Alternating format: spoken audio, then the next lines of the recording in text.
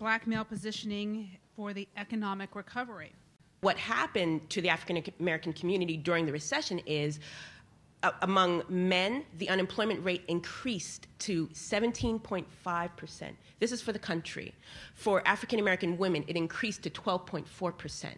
Now, in the white community, you had a jump among white men in the unemployment rate up 5 percentage points, but for black men, it jumped 8 percentage points. So what happened in terms of employment and unemployment in the country was devastating. The demographic group hit the hardest in terms of the impact of the recession by any measure is African American men. What can government, City Hall, Albany, Washington do if it's not a second stimulus? What is it to change these patterns? Well, I think the short answer is I do think we need a second stimulus nationally. I think the evidence is very clear that while the Recovery Act that was passed in February of '09 was very much successful in averting perhaps a second Great Depression, it certainly wasn't enough to put us on the path to the kind of recovery that we need in order to change a lot of the outcomes that Michelle talked about.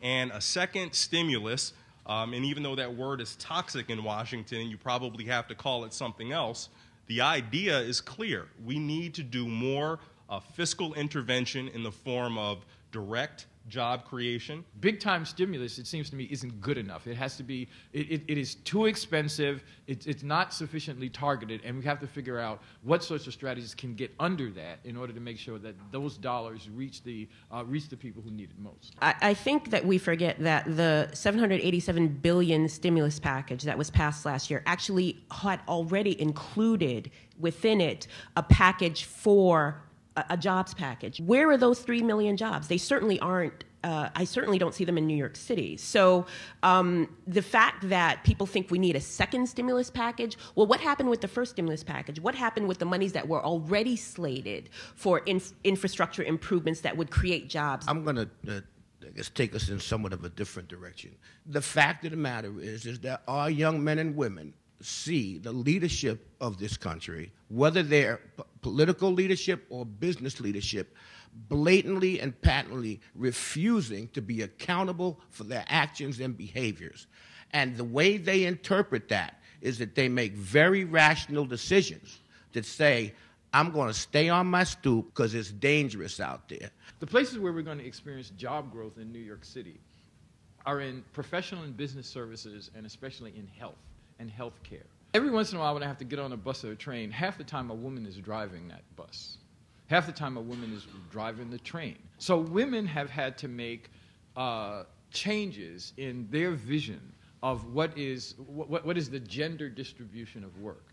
If the young men that you are serving now are ever going to get traction in this economy, they also are going to have to make changes in their vision of what is appropriate for men's work. And if you're right, we're in some deep trouble because of welfare, we're talking about black families and men and families for a minute. It will still be the case that the majority of black children in the United States and in this city will be raised by single mothers. The fact is that 22% of black males in New York don't have a high school diploma. Only 35% have a diploma or GED, and less than 25% have some college. So how do you get them in this pipeline to work when so many of them are so underprepared? If you look at some of the emerging growth industries that Ron talked about, quite frankly, not all of them require high levels of education. Not everybody does need to go to college, and we need to figure out how to properly place people who can't or won't into areas that will provide them with opportunities for good jobs. Somehow we have to sell education to the populace at large as a public safety issue. Between 2000 and 2009, the earnings of men who are high school dropouts fell by 18%. The earnings of men who have a GED or high school graduates fell by 30%. Of those who had some college fell by 17%. The only men who have experienced, this is nationally, more than double-digit increases in their earnings are men who have a master's degree or more.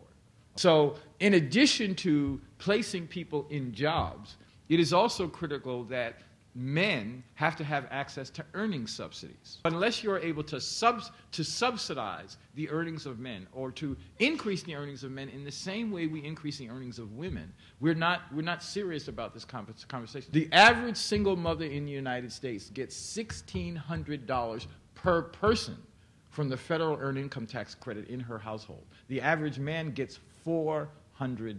If we don't get a hold of the child support issues, most black men do not live with their children. As a consequence, they are supporting a child, one of their child, or they're living with her child and their child in one home, and they're paying child support for their biological child in another home, which is between 17 and 24% of their income. Rob is an expert in employment and training, and I told him 10 years ago, Rob, become an expert in child support. All right, because we got to figure out a way of the multiple systems, the multiple policies that are here influencing the prospects of low-income men, this education, but there's also stuff that we don't know about and we don't care enough about as a community. The earned income tax credit is part of it, and the child support system is not that it's the enemy. Mothers deserve income, children deserve income, but men we have to require and enable. Figure out a way to get them jobs, to require them to pay child support, but figure out a way to enable them to do so. So our advocacy needs to be broad-based and intelligent in order to affect what's going on. My question is, where do we start? What are our first steps? And let's just go straight down the line, starting with you. Well, we're talking about black males, and assuming that we're talking about males with a criminal justice history, those that are getting ready to get parole, come out. Something very simple. Start with changing policy where getting your GED credential is mandatory before you're considered for parole. You know, I would say that the first thing you need to do is to, picking up on what Rob said earlier, you've got to make sure our elected officials are honest, and the biggest concern for the United States is not the deficit. The biggest concern is high rates of unemployment, and that's the quickest way to actually solve our deficit issues, is to have a full employment strategy. We have focused so much on lowering inflation in this country as the primary economic driver. Secondary has been jobs for individuals, and that's, in my opinion, morally indefensible. Changing that orientation will do a lot to disproportionately help people of color. One of the things that I think we need to do as an African Americans, as the black community, is tackle what has happened in terms of changes in criminal justice policy that has led so many African American men straight into the penal system. That's number one. I think we need, as a community, to not accept. I think we've come to accept the fact that so many of our men are behind bars.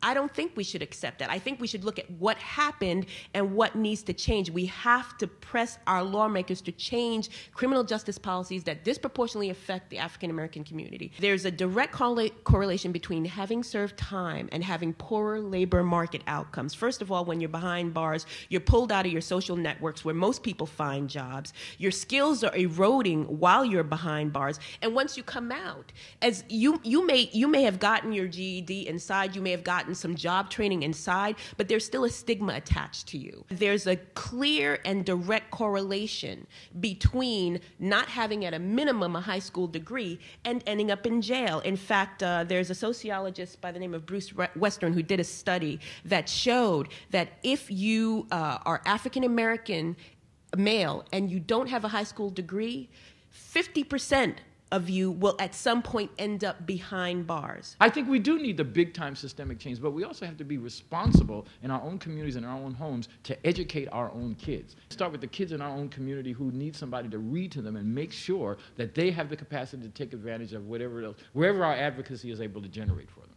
That's what I think.